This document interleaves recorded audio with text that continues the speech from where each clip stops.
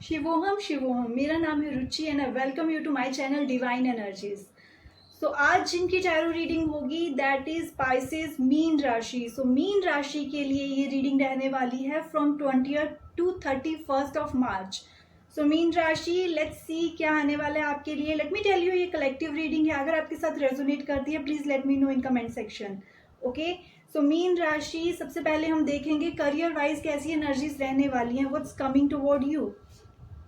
Okay, so time for transformation, some big changes could be there. जो आप बहुत time से सोचते आ रहे थे कुछ चेंजेस के बारे में, बिकॉज आपके पास आइडियाज हैं already, lots of ideas are there. आपको पता है कहाँ जाना है, ऐसा नहीं है कि आप स्टक हो, आपको क्लैरिटी नहीं है कि अब आगे क्या होगा। In your mind you have those ideas, काफी टाइम से सोचते आ रहे हो। Now in March you will take those decisions जहाँ पे आप अपने लिए कुछ स्टैंड दोगे। एंड यस, ये जो चीजें हैं ना जो आप अपने लिए करोगे, ये डेफिनेटली आपको ग्रोथ की तरफ ही लेकर जाएंगी। बिकॉज क्यों है वो थॉट्स चेंज वाली, because you are not satisfied there. जो आप अभी करंटली कर रहे हो प्रोफेशन में, अपने बिजनेस में, अपनी जॉब में, उन चीजों से आप सेटिस्फाइड नहीं हो। समवेयर कुछ ना कुछ कमी है जो हमेशा आपको ये चीज बताती है कि now this is the time to take those decision for yourself. अपने लिए वो डिसीजन लेने का वक्त है ये।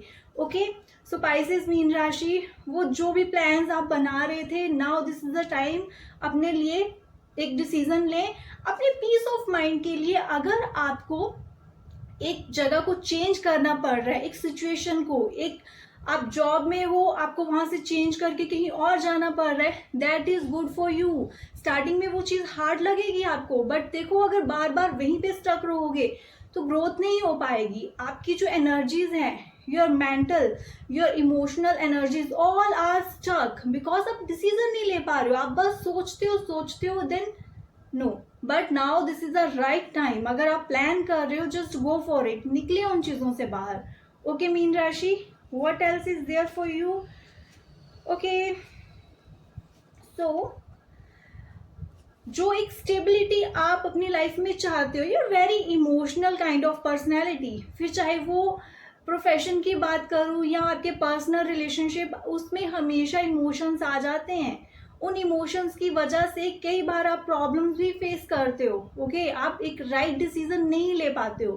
ओके, तो एक जो स्टेबिलिटी की कमी है वो उसी लिए है बिकॉज आप एक बैलेंस बना के नहीं चलते हो। ओके, कई बार आप बहुत ज्यादा इमोशनल हो, that feminine personality of yours वो बहुत ज्यादा हाई हो जाती है, वो मैस्कुलिन को ओवरकम कर देती है, उसके ऊपर आ जाती है। उसकी वजह से आप बहुत ज्यादा एक पर्टिकुलर डिसीजन अपने लिए डिसाइड नहीं कर पाते, आप इमोशनल हो जाते हो, आप रुक जाते हो।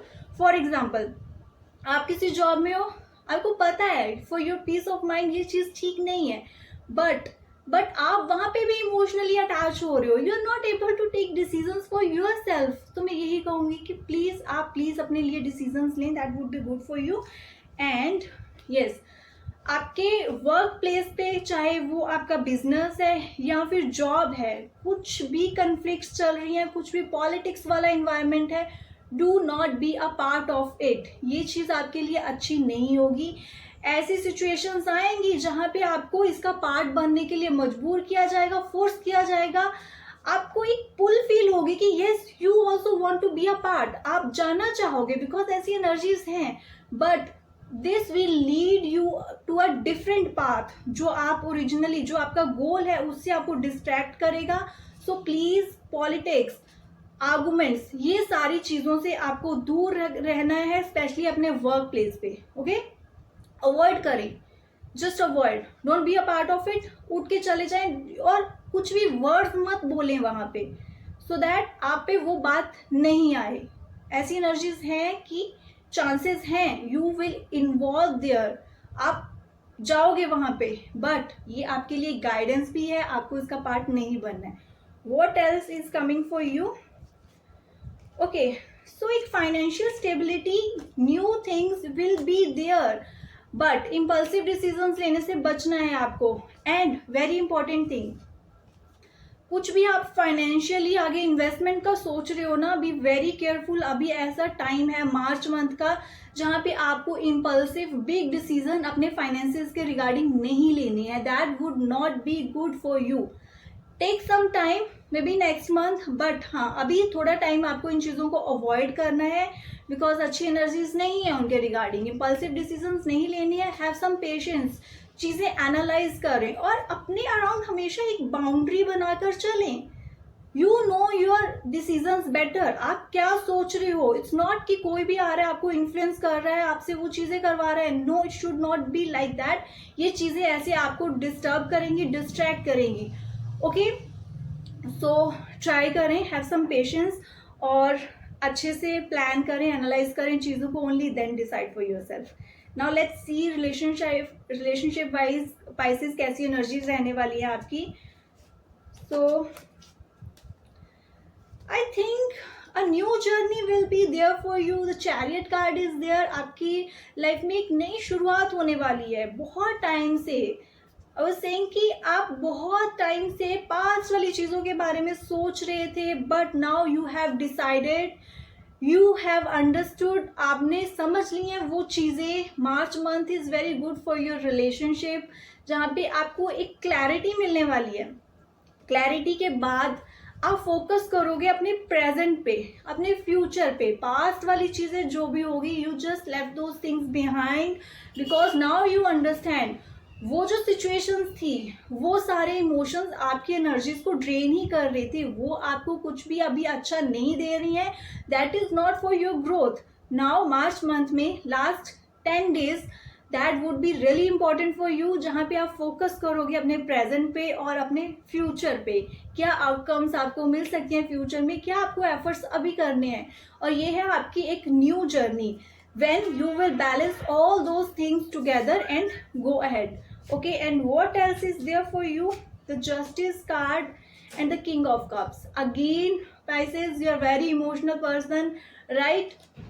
But I would say कि लाइफ में हमें कुछ प्रैक्टिकल डिसीजंस लेने पड़ते हैं।